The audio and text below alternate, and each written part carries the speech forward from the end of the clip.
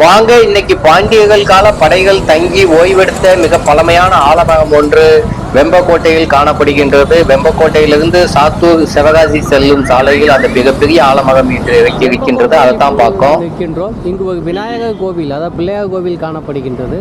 அந்த பிள்ளையார் கோவிலுக்கு ஆனது ஒரு ஆலமரத்தடியில் அந்த பிள்ளையார் கோவில் காணப்படுகின்றது. எனக்கு பின்னாடி தான் அந்த பிள்ளையார் கோவில் காணப்படுகின்றது. இதன் விழுதுகளானது சாலையில் அந்த பக்கத்திலும் சென்று இங்கே பார்த்தால் தெரியும், லாரி கடந்து போகுது. அங்கேயும் விழுதுகள், அதாவது முளைத்து மரமாக, அதாவது கிளையிலிருந்து மரமாக இப்பொழுது காணப்படுகின்றது. இது கிட்டத்தட்ட 1000 ஆண்டுகளை கடந்த மிக பழமையான ஒரு ஆலமரமாக இருப்பதற்கான வாய்ப்பு. பல 100 கிளைகளை கொண்டதாக அது காணப்படுகின்றது. 1000 ஆண்டை கடந்த இந்த ஆலமரத்தின் ஊடாக இன்று சாலை கூட கடந்து செல்கின்றது. அவ்வளவு பெரிய ஆலமரமாக இருப்பது நமக்கு ஒரு வியப்பை அளிக்கின்றது. இடத்தில் இப்பொழுது இயங்கி கொண்டிருக்கின்றன. நீங்க பார்த்தாலே தெரியும், இந்த ஆலமரம் மிக பிரம்மாண்டமான அளவில் இந்த இடத்தில் காணப்படுகின்றது. 1000 ஆண்டுகளை கடந்ததாக இருக்கின்றது. வெம்பக்கோட்டையில் ஏற்கனவே பாண்டியர்களின் கோட்டை இருந்தது. கிட்டத்தட்ட 1700களின் இறுதியில் தான் அந்த கோட்டையானது அழிந்து பட்டிருக்கின்றது போர்களின் காரணமாக. அன்று இந்த ஆலமரம் நிச்சயம் இருந்திருக்க வேண்டும். இதன் வயதை பார்க்கும் பொழுது அந்த காலகட்டத்திலும் இருந்திருக்க வேண்டும். பாண்டியர்கள் நிச்சயமாக அவர்களின் படை இங்கு ஓய்வெடுத்திருக்க வேண்டும். இதை போன்று ஏராளமான ஆலமரங்கள் அன்று இருந்திருக்க வேண்டும். அந்த வகையில் இந்த ஆலமரம் மிக பழமையானதாக காணப்படுகின்றது.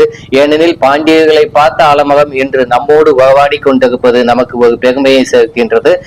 அதே போன்று இந்த வெம்பக்கோட்டை ஊரானது மிக பழமையான ஊராக இருக்கின்றது. இங்கு ஏராளமான தொல்லியல் சான்றுகளும் கிடைக்கின்றன. அகழ்வாய்வு பணிகள் தொடர்ந்து நடைபெற்று வருகின்றன.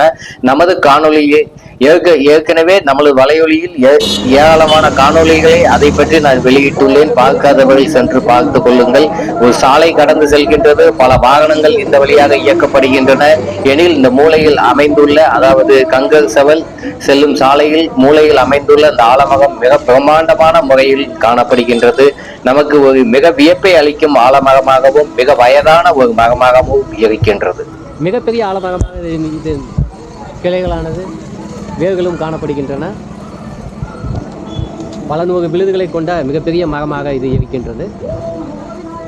விஜய கரிசல் குலத்தைச் சேர்ந்த, இன்று அகழ்வாய்வு பணிகள் நடைபெற்று வரும் விஜய கரிசல் குலத்தைச் சேர்ந்த மக்களால் இந்த கோவிலானது வழிபடப்பட்டு வருகின்றது. அவர்களுக்கு அந்த ஊருக்கு சொந்தமான கோவிலாக இருக்கின்றது.